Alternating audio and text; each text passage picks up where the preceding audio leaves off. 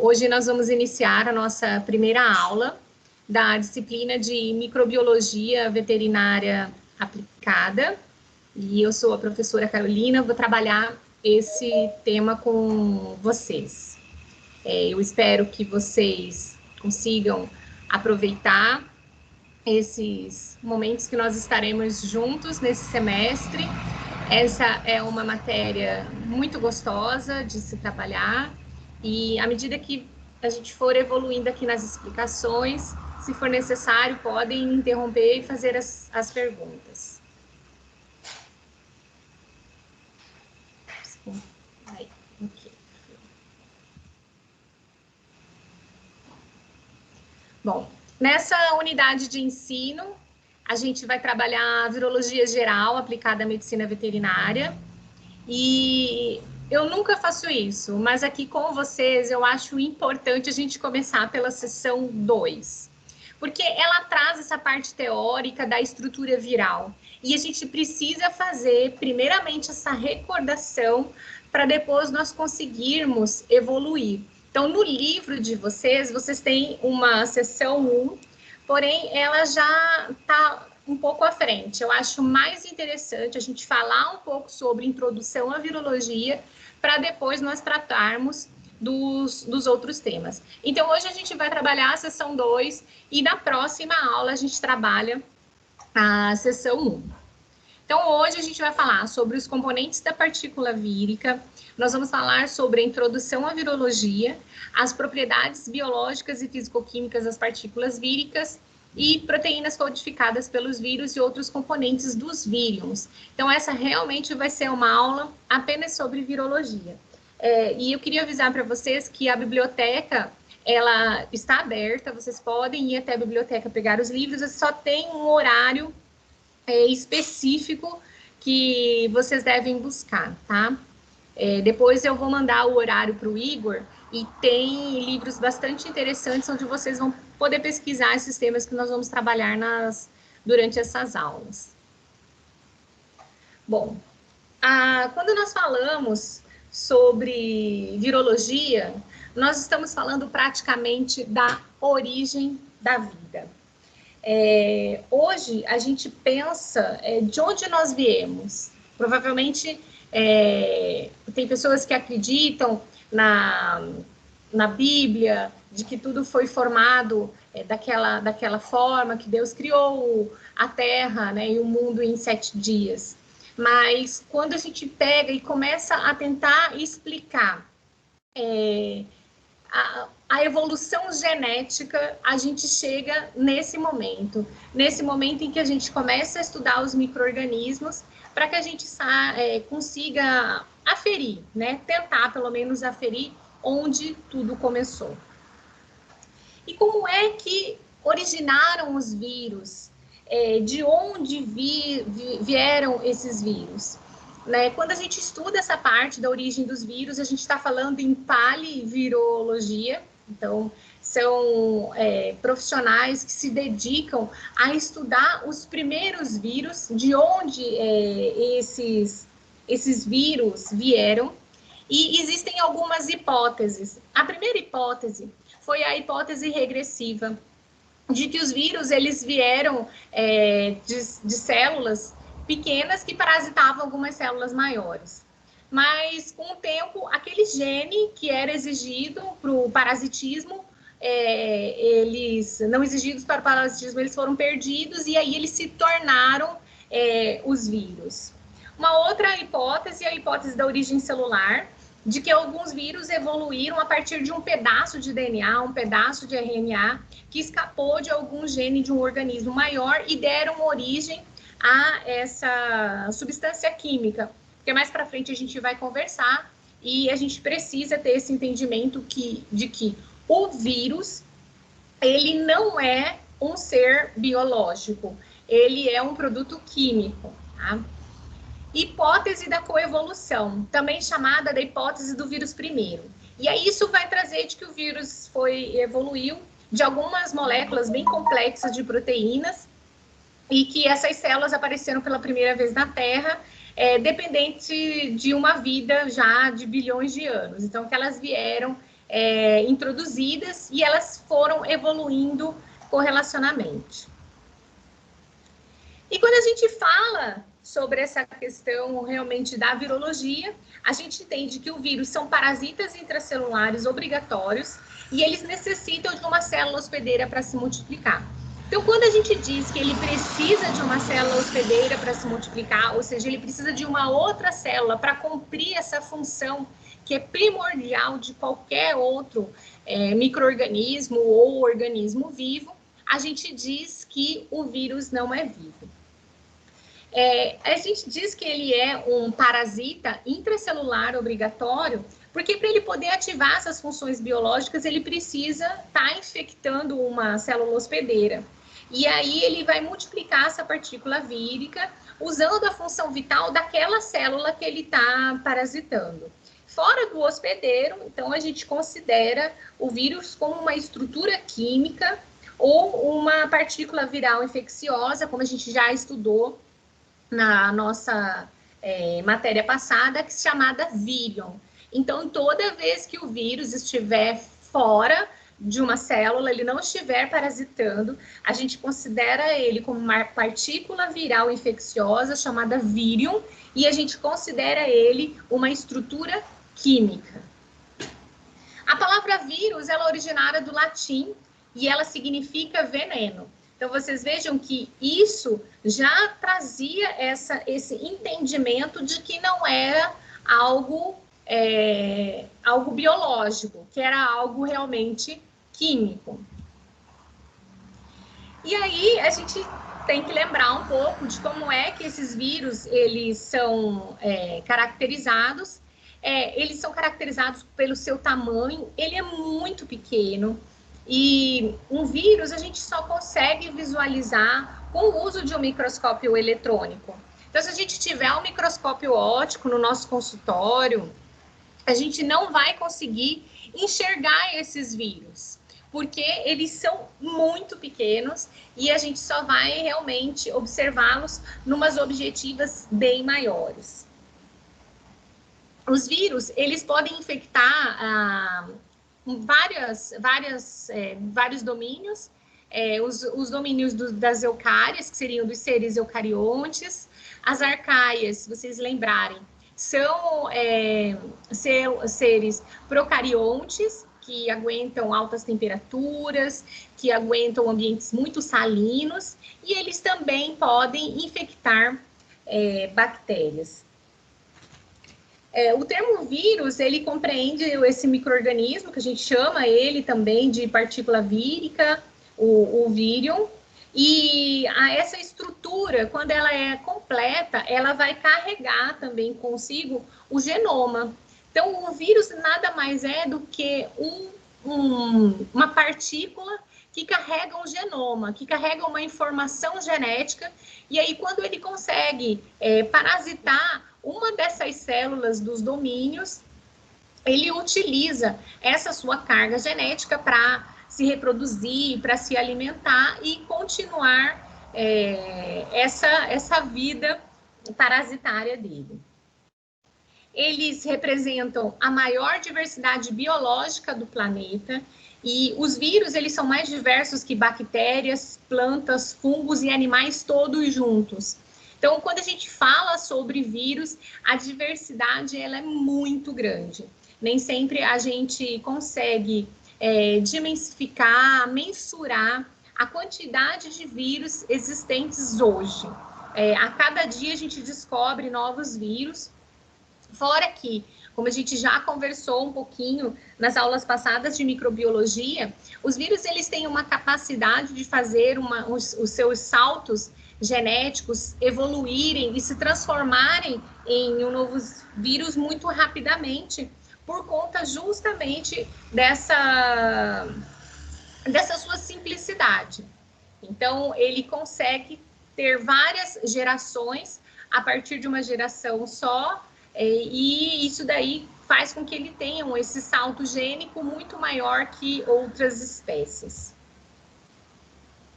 Então, quando a gente fala do vírus, a gente fala sobre a sua constituição.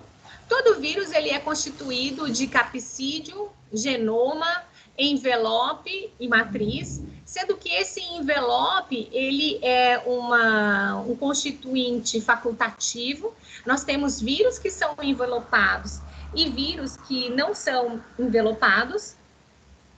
E essa matriz ao qual eu me refiro é a matriz proteica. Ela vai encher um espacinho que existe entre o genoma, que é o material genético, e o envelope ou a sua camada externa de glicoproteínas. E a matriz, ela tem função bem variável, mas a principal é ela conseguir se envolver nesse processo de multiplicação ou então de encapsidação viral. Então, o capsídio, ele quer dizer que ele é do latim cápsula, e quando a gente junta o genoma e o capsídio, o genoma é informação genética, o genoma e o capsídio, a gente chama de núcleo capsídio, porque o genoma contém o ácido nucleico. Então, a gente chama capsídio mais genoma, núcleo capsídio. O envelope, ele é essa membrana viral. Geralmente, esse envelope está derivado da membrana do próprio hospedeiro, daquela célula que ele está naquele momento parasitando. E como eu já disse para vocês, nós temos vírus que são envelopados e vírus não envelopados. O genoma, ele tem uma pequena parte dos genes que codificam as outras proteínas do capsídio e ele é auxiliado das enzimas que são utilizadas na multiplicação viral. Então, aqui a gente tem um esquema de um vírus, onde a gente tem aqui o RNA, a gente tem o seu material genético. Nós temos o capsídio, né? Peraí, cadê o meu apontador? Nós temos o capsídio. Então, quando a gente junta esse genoma e o capsídio, nós vamos ter o núcleo capsídio. Aí nós temos a matriz, que está aqui, que está aqui representada com esse verde. E aqui nós temos uma camada externa de envelope de glicoproteínas. E mais para frente a gente vai falar um pouquinho sobre as glicoproteínas, que elas são de bastante importância no reconhecimento da célula que esse vírus pretende parasitar, mas também ela é de extrema importância para nós, principalmente quando a gente fala desse momento que nós estamos vivendo hoje. Geralmente a gente faz as vacinas à base dessas glicoproteínas que são constituídas no envelope. Então, os componentes da partícula vírica, deixa eu ver aqui, deixa eu só admitir. Ai, gente, eu minimizei aqui, eu tenho que sair tudo para admitir isso. Ok, deu certo. Oi, Dani, chegou. Bom, os componentes da partícula vírica. Os vírions, eles são caracterizados por dois grupos. Nós temos os vírions que são ausentes de envelope e os vírions que contêm envelope. Então, como eu falei para vocês, o envelope, ele é um... Oi? Você não está espelhando a tela aí, não. Meu Deus, ainda bem. E eu tô aqui mostrando para vocês não fazem ideia. Ainda bem que vocês me falam. Gente, tem hora... Quem já estava comigo no semestre passado já me conhece. Ah, agora sim vocês estão vendo. Tá tudo vermelho aqui em volta, quer dizer que vocês estão vendo. Eu ia dar o resto da aula inteira e vocês iam ficar aí na tela preta. Bom, os componentes da partícula vírus. Como eu falei para vocês anteriormente, nós temos vírions que têm envelope e outros que não têm envelope. Essa figura aqui eu trouxe justamente do livro de vocês, que está disponível lá no AVA, vocês podem baixar. E aí aqui a gente traz o exemplo. Aqui nós temos o exemplo 1, é um vírion que ele não tem envelope, então ele vai ser um vírion com uma composição bem simples, né? Ele vai ter o seu genoma, o seu capsídio e acabou. né? Já é uma partícula viral e já causa todo aquele estrago que a gente já conhece. E aqui nós temos um outro vírion, que é um vírion envelopado. Então, ele possui, além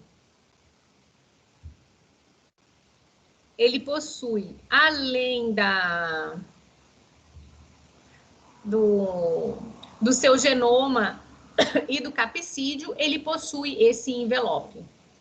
Então, a diferença entre esses dois grupos está relacionada com a presença e ausência do envelope, e os dois vão ter o capsídeo e o genoma.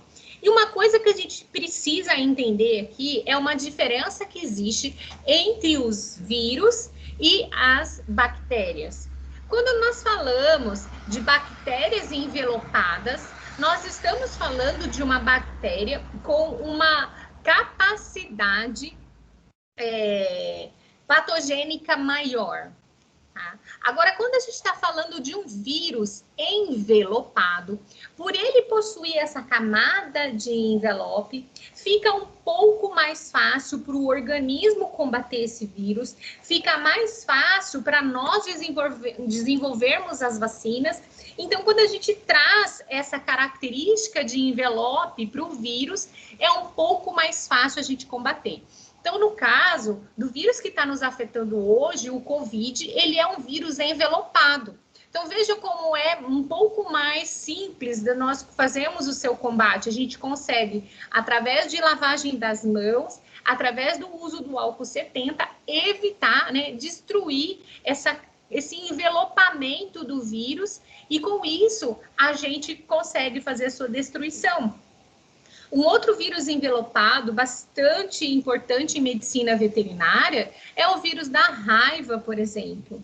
O vírus da raiva também é um vírus envelopado, e aqui todos nós sabemos que quando a gente é mordido por um cachorro, a gente é lambido por um cachorro, arranhado por um gato, a primeira coisa que a gente deve fazer é lavar muito bem o local com água e sabão. Esse processo já vai destruir todos os vírus viáveis que estão ali naquele ferimento, e provavelmente a gente está evitando uma infecção caso esse animal seja portador desse vírus. Então, essa parte de higiene, ela é bastante importante na eliminação dos vírus, e a constituição de vírus com envelopes facilitam um pouco essa para nós evitarmos essa transmissibilidade de um paciente para o outro, ou do paciente para nós mesmos.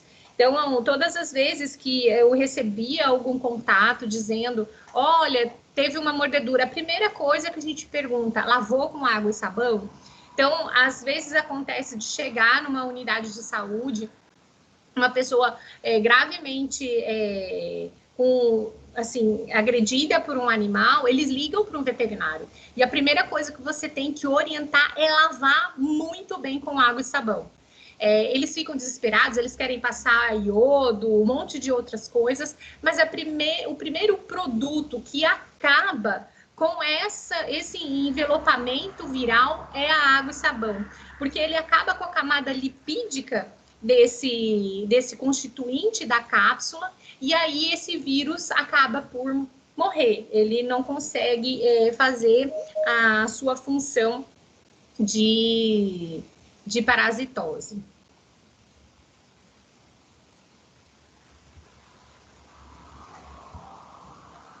Vamos ver, voltamos.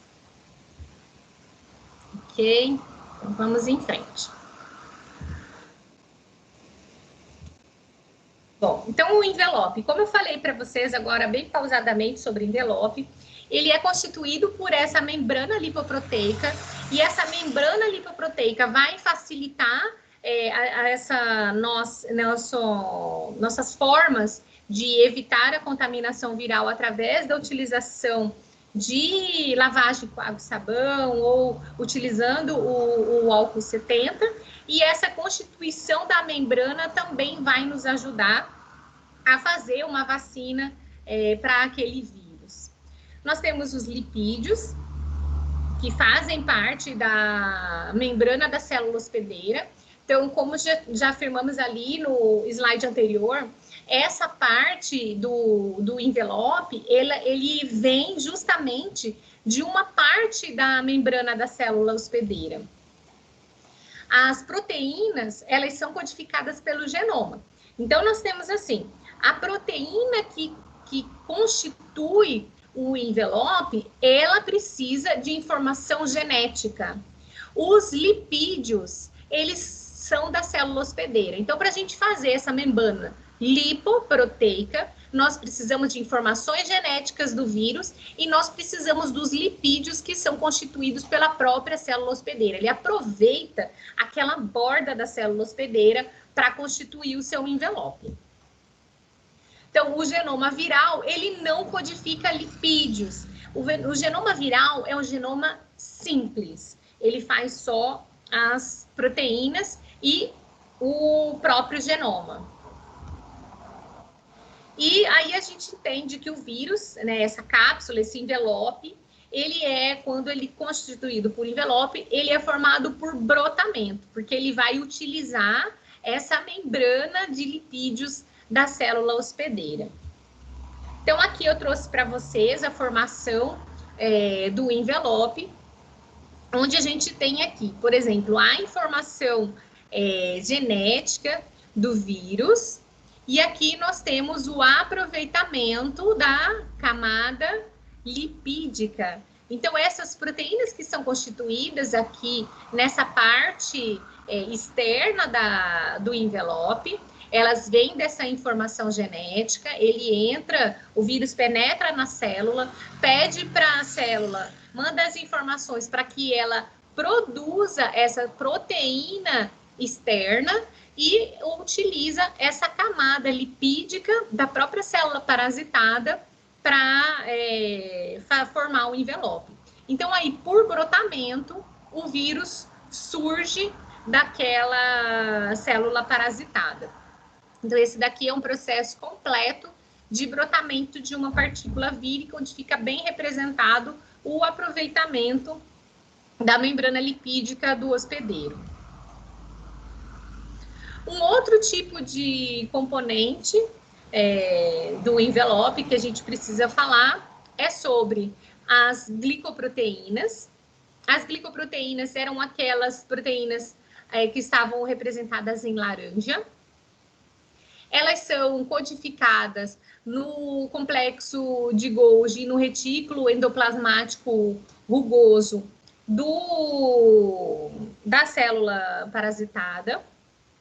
Ela tem duas partes. Então, vocês viram que ali ele estava representado numa forma, aqui ele está muito aumentado.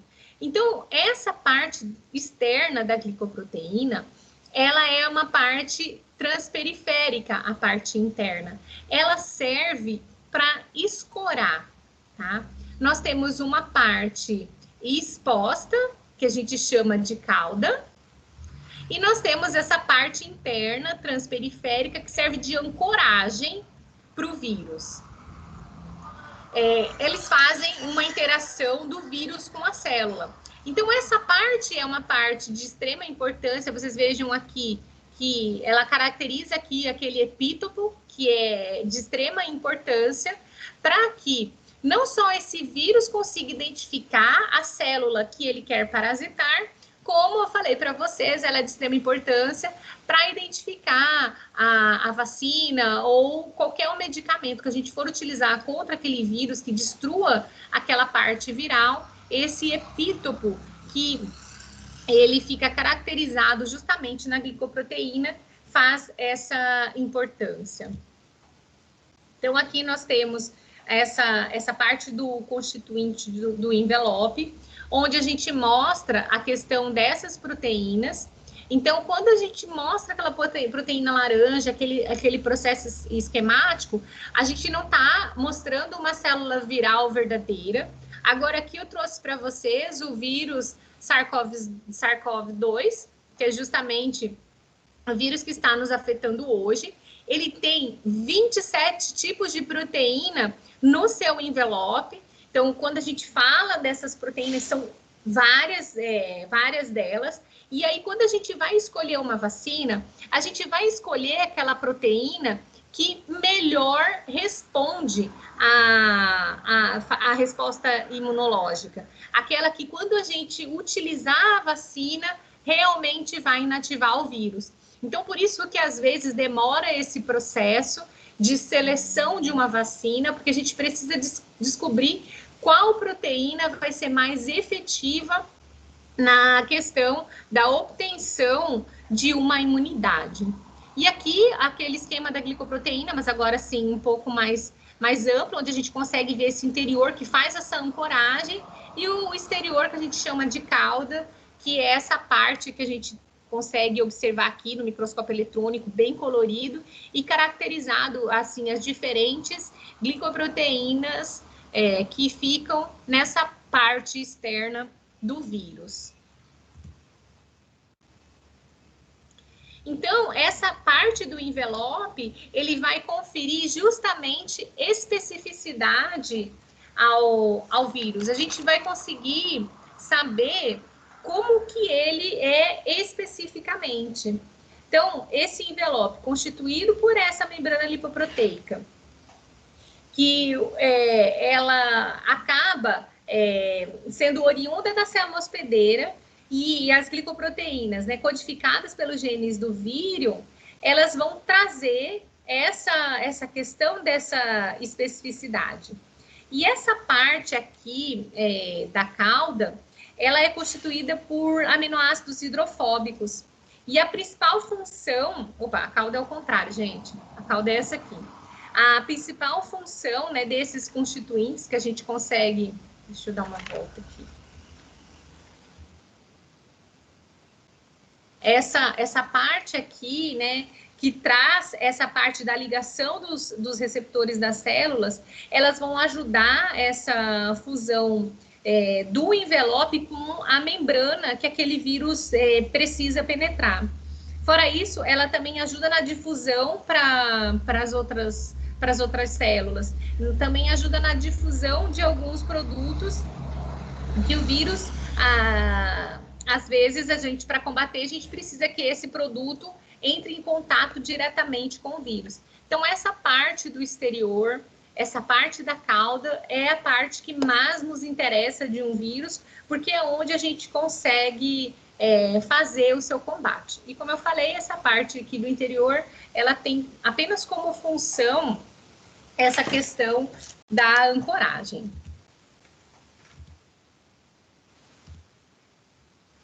Então, outro componente da partícula vírica é o capsídio.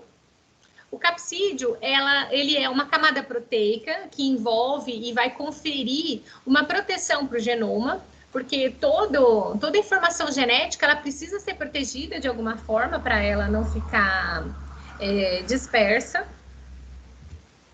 Ela vai assegurar a integridade desse material genético que pertence ao vírus.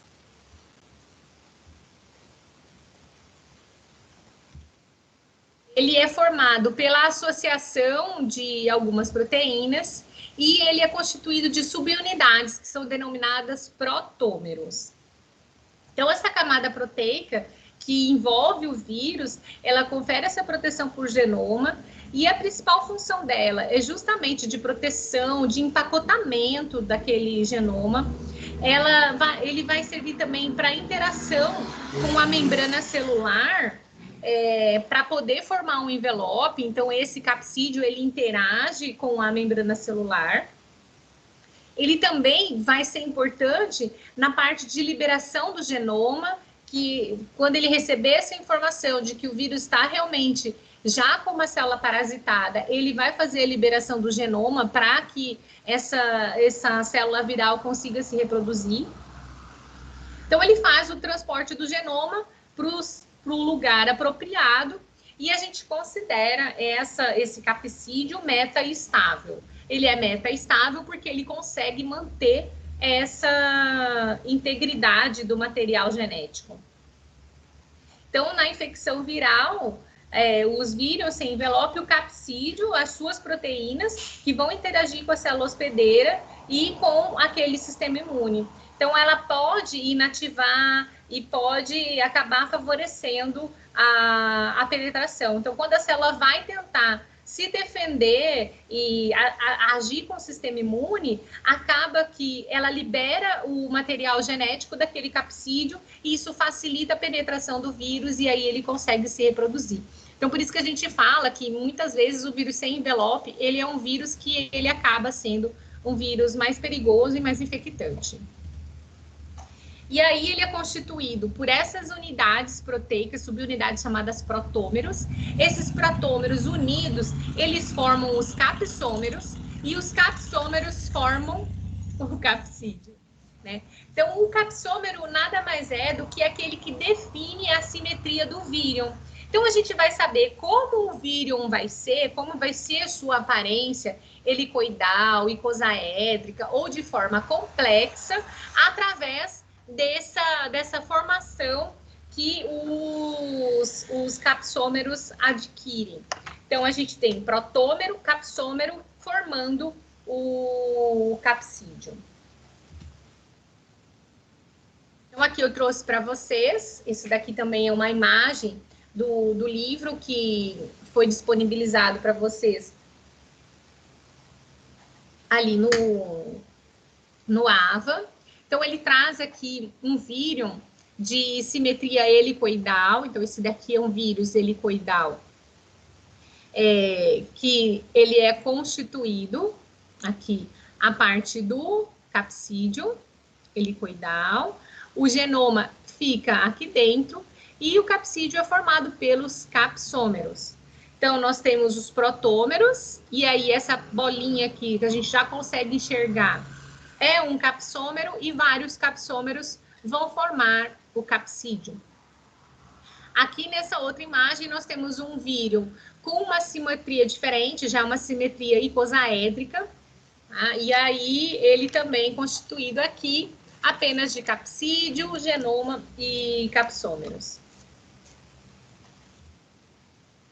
Agora, nessa outra imagem, a gente vai ter um vírion helicoidal, porém com o seu envelope. Então, aqui um vírion de simetria helicoidal envelopado e aqui um vírion de simetria icosaédrica envelopado. Então, aqui os exemplos que eu trouxe para vocês: um vírus icosaédrico não envelopado, o papilomavírus. Então, o papilomavírus ele é bastante importante em bovinos. E nós temos aqui o vírus icosaédrico envelopado, que é o herpes vírus. Então, vocês vejam que a diferença é que ele tem essa camada de envelope. Aqui nós temos um vírus helicoidal não envelopado. Esse vírus é o vírus de mosaico do tabaco, tá?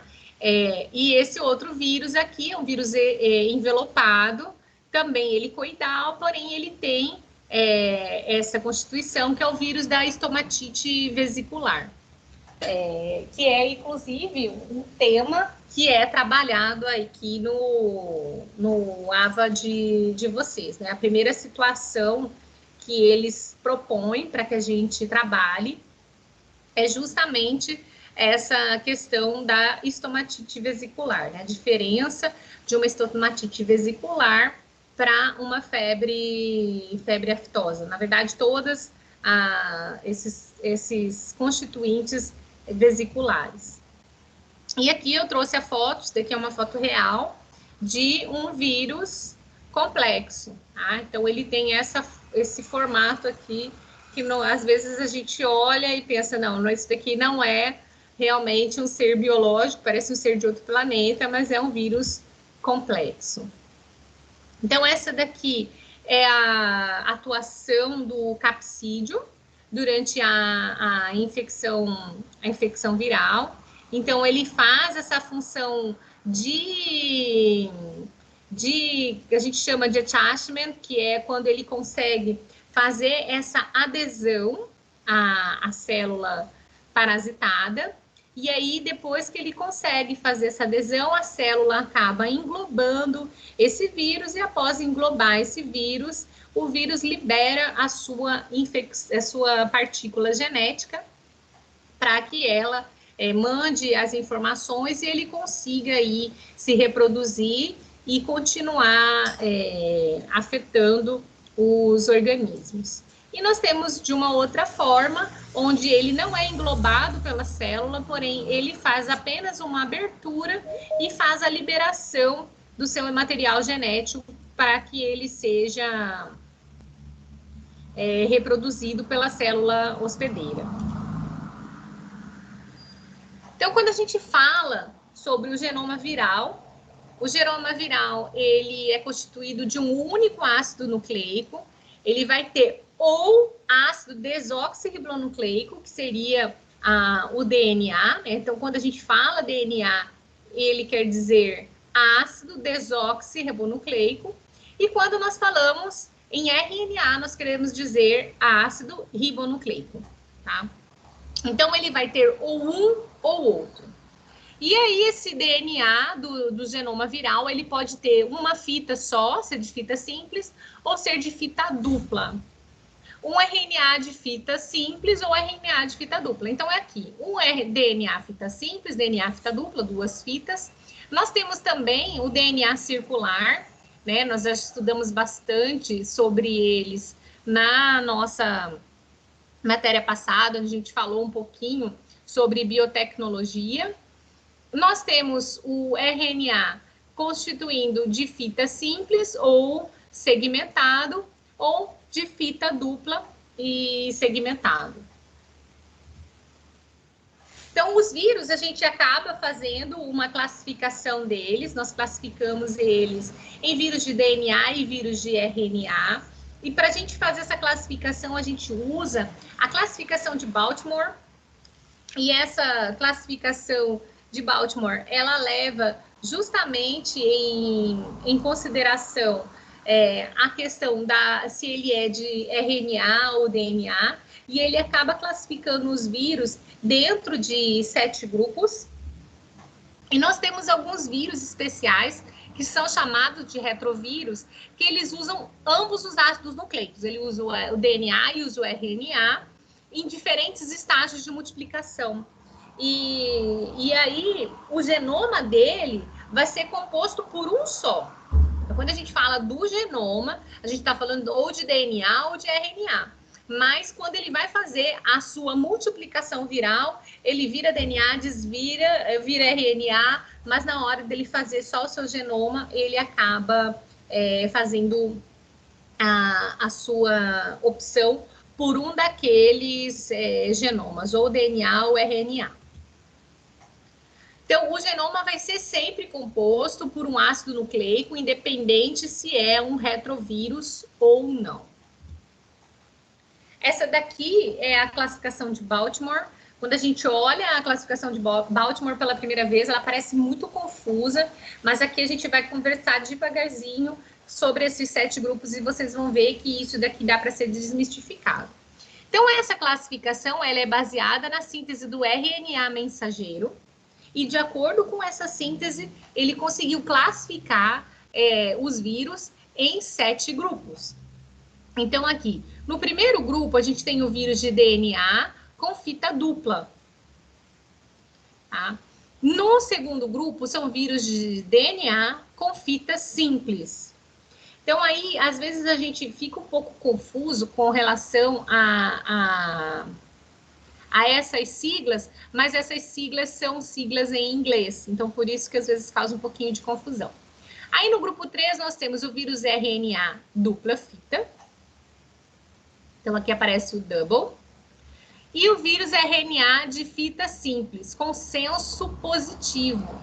Então, quando nós estamos falando de senso positivo, quer dizer que, na síntese, esse RNA mensageiro é positivo. Tá? O vírus RNA de fita simples, senso negativo. Então, a mensagem, o RNA mensageiro, ele tem um senso negativo. Então, ele roda invertido na hora de fazer a sua transcrição. Temos vírus RNA com transcrição reversa, então aí ele vai ser um RT, RNA vírus, e o vírus com DNA com essa transcrição reversa, então RT, DNA vírus. Então aqui ele traz uma forma um pouco mais simplificada, essa forma que está apresentada no livro de vocês, e ela traz justamente esses genomas do DNA que são constituídos, na sua maioria, de FD-DNA. Então, aqui já está em português, tá? Então, FED-DNA, nós estamos querendo falar que o DNA é de fita dupla. Então, nós temos o genoma, que pode ser de DNA, pode ser de RNA, e aqui nós temos aqueles retrovírus, que ele é RNA-DNA, né? Então, ele é reversível. Então, aqui, o DNA, nós podemos ter o DNA de fita dupla e o RNA, o DNA de fita simples. E a gente tem como representantes dos DNAs de fita simples os parvovírus, o circovírus, hepadinavírus. Então, são os representantes dessa equipe. Quando nós falamos de fita dupla, a maioria dos vírus, eles vão estar classificados nesse grupo. E nós temos o RNA, na sua maioria, ele é de fita simples. Então, vocês vejam que é uma coisa invertida. Quando a gente está falando de DNA, a maioria é de fita dupla. Quando nós falamos de RNA, a maioria é de fita simples. Alguns vírus, como o reovírus, birnavírus, possuem o genoma segmentado de FD-DNA. Então, aqui nós temos essa classificação, né, diferenciada, por conta dessa questão da segmentação do DNA, e ele é de fita dupla. Então, é aquela representação que a gente falou no slide anterior.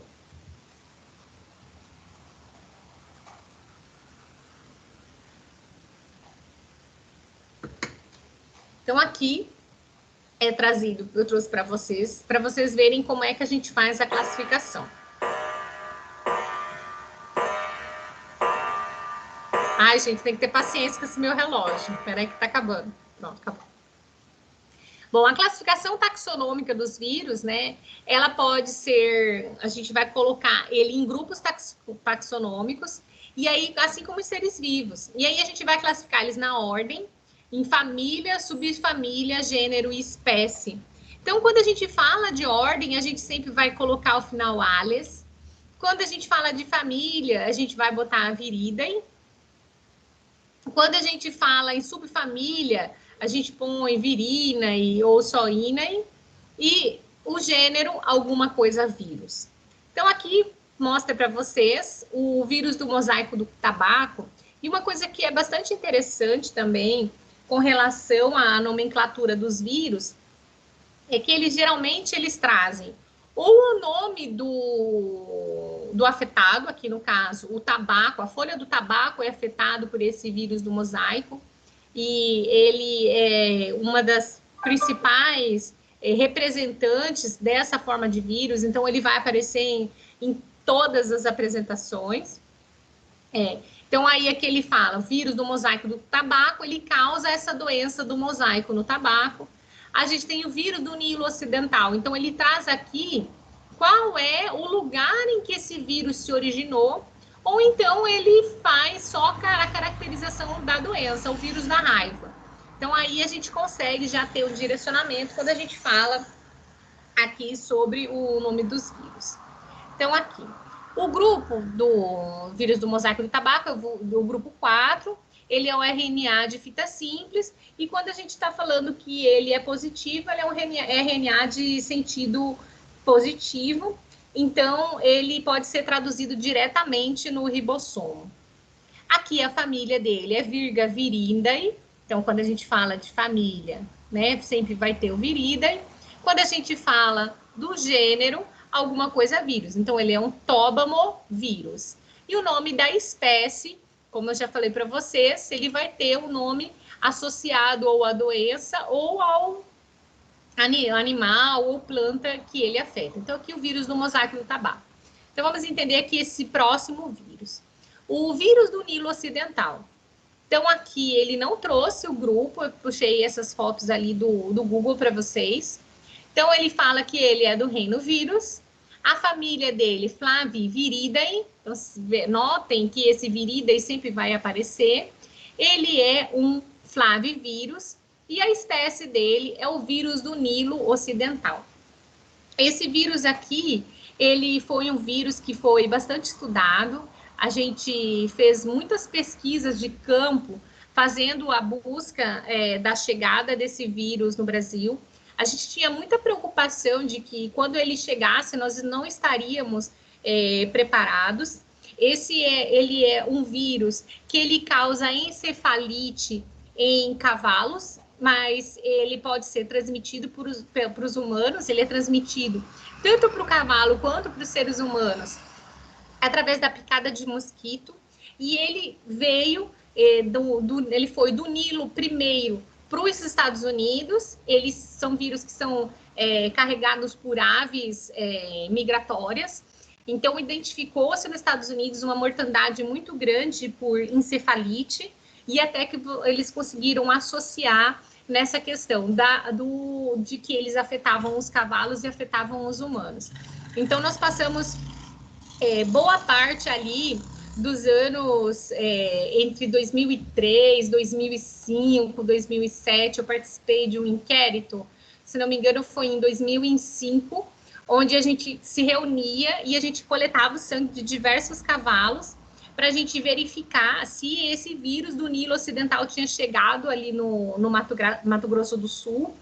E aí tinham equipes que faziam a captura das aves aqui na costa, para verificar se essas aves migratórias também já estavam infectadas com os vírus. Então, a gente fez o controle da chegada desse vírus no Brasil através de inquéritos envolvendo os cavalos, os equinos, e envolvendo também as aves. Então, na época, quando nós fizemos, a gente não conseguiu detectar ainda a chegada, mas os 2 inquéritos sorológicos posteriores identificaram que o vírus realmente chegou, ele estava presente nos animais, porém a gente não observou o mesmo que aconteceu ali nos Estados Unidos, que foi essa morte de pessoas idosas por encefalite. Então, ele não teve o potencial destrutivo que nós achávamos que ele teria. Então, o vírus da raiva, eu já conversei um pouco sobre o vírus da raiva com vocês várias vezes. O vírus da raiva aqui, ele é do grupo 5, então ele é um RNA de fita simples, e quando a gente coloca negativo, ele é um RNA de sentido negativo. Então, ele necessita de uma enzima para ele poder fazer o processo de multiplicação viral. Ele precisa da enzima polimerase, tá? Para que ele comece o processo da sua síntese. Então, muitas vezes, quando a gente vai fazer o combate desses vírus, a gente acaba atuando na questão dessa necessidade enzimática dele e acaba destruindo esse vírus. Ele não consegue ali se reproduzir. A ordem do vírus da raiva é Mononega viralis, a família Rhabdoviridae, e o gênero dele é Lyssavirus. Então, a espécie é Rabies vírus. Vamos falar um pouquinho sobre a matriz. Bom, a matriz, como eu já mostrei para vocês ali nos primeiros slides, ele é esse espaço entre o genoma e o envelope viral. Ele é constituído pelas proteínas que envolvem esse núcleo capsídeo. É encontrada principalmente nos vírus RNA de polaridade negativa. E aí, lembrando que quem tem essa polaridade negativa, quer dizer que eles não são traduzidos diretamente no ribossomo. Para que eles possam ser traduzidos, precisa da enzima polimerase. E essa matriz ela é importante na interação entre o nucleotídeo com a cauda da glicoproteína. Então, durante o processo de morfogênese, que é o processo de formação de um novo vírus, o processo de síntese viral. Então, quais são as proteínas que a gente considera como proteínas que são codificadas pelo vírus? Nós temos algumas proteínas que compõem o vírus, que são proteínas estruturais e proteínas que são não estruturais. As proteínas que são estruturais, elas estão presentes na estrutura do vírus. As não estruturais, elas se desenvolvem através de atividades enzimáticas. E a gente vai também ter outros componentes, como as enzimas, as proteínas, os lipídios e carboidratos, ácidos nucleicos celulares, as proteínas celulares que vão estar presentes nesses vírus. E elas desempenham um importante papel nesse processo de multiplicação viral. Então, a gente tem proteína estrutural, né, que faz parte da estrutura, e aquela que não faz parte da estrutura. Ela só tem essa atividade enzimática que vai ser importante para o vírus conseguir fazer a sua multiplicação. Outros tipos de componente dos vírus são as enzimas, os lipídios, os carboidratos, como a gente já tinha falado ali no slide anterior. Então, as enzimas, elas podem compor os vírus de RNA de fita simples negativos. Eles vão necessitar da enzima RNA polimerase, como eu falei para vocês, para poder iniciar essa tradução, para poder fazer a sua tradução genética e, por conta de tudo isso, fazer a replicação viral. Elas são enzimas presentes em diferentes tipos de vírus e elas vão participar desse processo de replicação viral. Nós temos também endonucleases, proteases, quinases, integrases e ribonucleases, que também são vários tipos de enzima que auxiliam na produção dos componentes dos vírus. Nós temos os lipídios, que são constituídos de fosfolipídios e colesterol. Os lipídios, eles constituem de 20% a 35% da massa presente no vírus envelopados. Mas, como eu já falei para vocês ali anteriormente, os vírus, esses lipídios, eles não são produzidos pelos vírus, eles não produzem lipídios. Os lipídios são derivados da membrana da célula hospedeira. Então, eles ajudam a constituir aquela cápsula, mas eles vêm da célula hospedeira. Quem produz o lipídio é a célula hospedeira. Eles não têm nem a informação genética para produzir o lipídio. Os carboidratos são constituídos de glicoproteínas, glicolipídios e mucopolissacáridos. Eles vão estar presentes no envelope do vírus simples ou associado com algumas proteínas internas dos vírus complexos.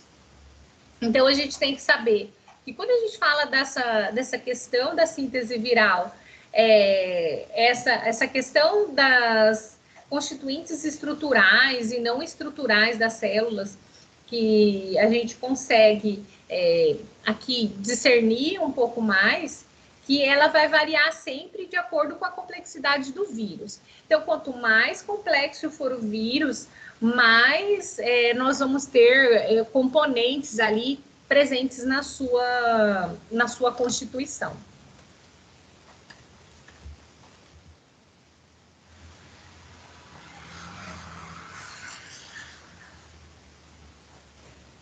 Nós vamos sempre falar também sobre as propriedades biológicas e as propriedades físico-químicas das partículas víricas. Então, como a gente já conversou ali bem no comecinho, o vírus, eles são parasitas intracelulares obrigatórios. Então, a gente considera o vírus não uma forma de vida, a gente considera os vírus como uma estrutura química e a gente chama ele de parasita intracelular obrigatório, porque para que ele ative as funções biológicas, eles precisam infectar uma célula hospedeira, eles precisam multiplicar a sua partícula vírica, usando todas as funções dessa célula. Então, sem uma célula hospedeira, sem uma célula para ser parasitada, sem uma célula hospedeira, o vírus não consegue sobreviver, não consegue crescer, não consegue se multiplicar e permanecer aí na atmosfera. Então, quando a gente não encontra o vírus dentro de uma célula hospedeira, nós estamos falando de uma estrutura química. E aí, por isso que a gente chama o vírus, né? A gente fala que ele tem uma propriedade biológica, mas ele não é um ser biológico. Algumas partículas víricas, elas não causam infecções, mesmo que elas estiverem dentro daquela célula, ela não vai causar um problema, não vai causar uma infecção. E elas são consideradas anômalas, porque elas não fazem essa parasitose, elas não fazem essa infecção. Isso vai acontecer pelos mais diversos fatores e vai variar de acordo com o vírus.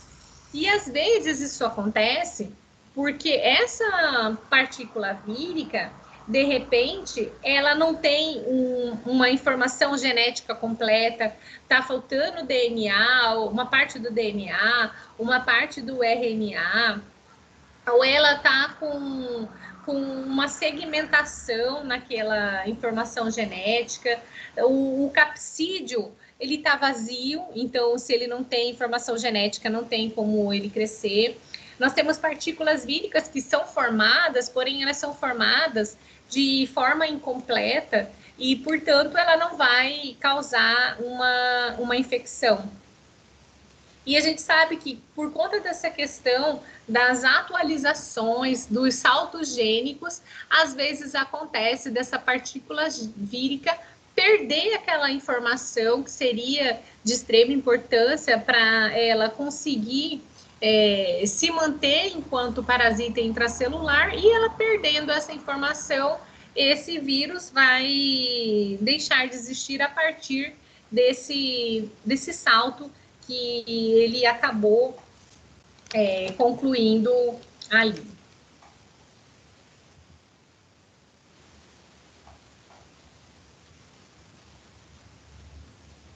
Existem alguns fatores que a gente considera fatores físico-químicos que vão influenciar nessa atividade funcional dos vírus. Entre esses fatores, nós temos a temperatura, o potencial hidrogeniônico, né, mais conhecido como pH, a formalina e os detergentes. Então, todos esses são fatores físico-químicos que vão influenciar nas atividades funcionais daqueles vírus. Então, tanto temperatura quanto pH, eles vão comprometer a integridade da estrutura biológica ali dos vírus. Ela vai acabar fazendo a inativação dos vírus. Então, quando a gente está ali mais ou menos a 55, 60 graus Celsius, a gente já tem esse comprometimento da estrutura biológica do vírus e ele acaba sendo destruído.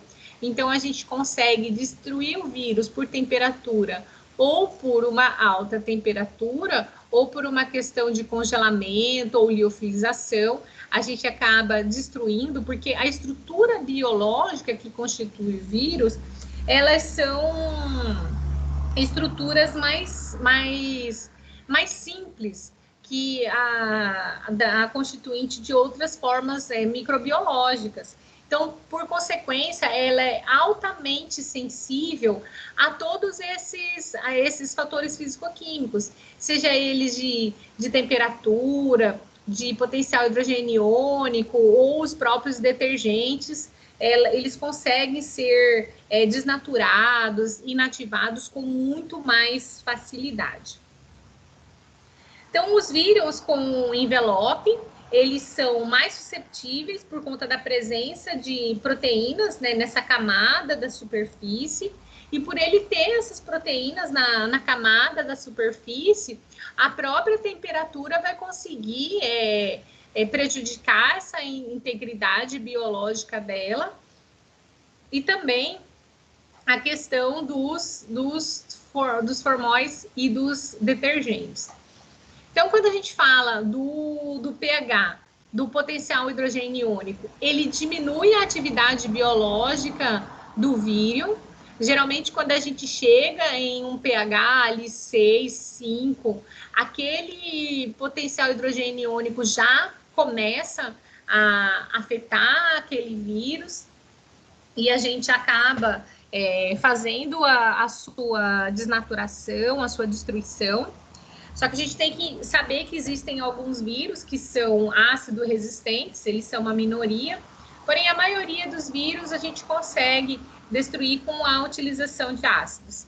E a gente tem que pensar de que dependendo da forma que a gente utilizar para fazer essa destruição do vírus, a gente pode estar prejudicando ainda mais aquela célula biológica que está ali sendo infectada. Então, essa atividade biológica do vírus, com relação ao pH do vírus com o envelope, ela vai ser influenciada já no começo, assim que o pH sair do pH neutro para esse pH ali 6, 5, a gente já vai ter a destruição desse envelope, e aí esses vírus envelopados serão vírus mais susceptíveis à questão da manipulação do pH.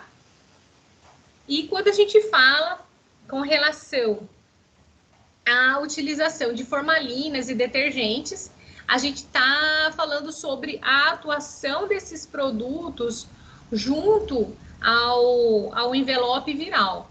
Tá? Então, a gente vai alterar a conformação dessas proteínas, vai comprometer a atividade biológica do vírus, e quando a gente compromete a atividade biológica do vírus, a gente acaba comprometendo a infectividade.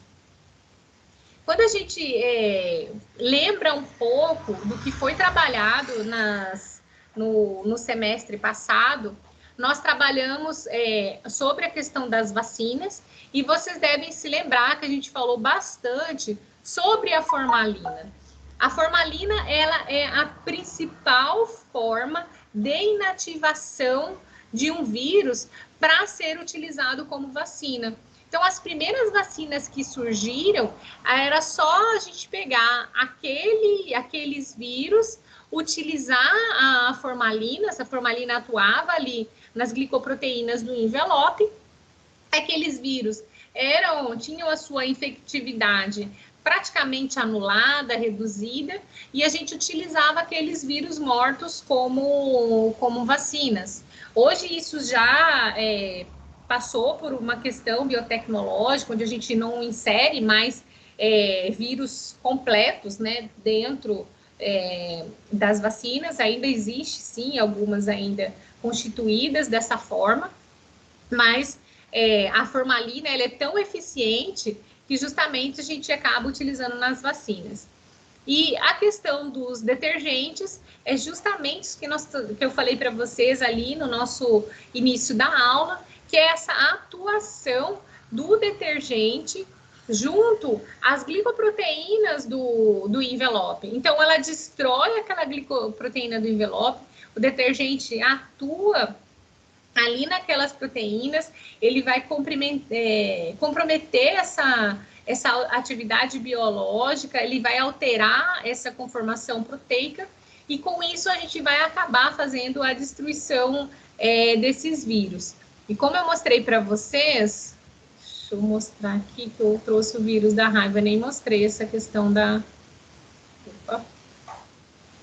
Então, quando a gente fala do vírus da raiva, a gente fala de um lissavírus, a gente fala de um vírus, eu não sabia que ele estava tão aumentado, a gente fala de um vírus que possui uma cápsula, e quando a gente utiliza o detergente, o sabão, por exemplo, né, o sabão que a gente tiver em casa, sabonete, o sabão, um detergente, a gente faz a destruição dessa camada glicoproteica, e com isso a gente acaba fazendo a destruição desses vírus.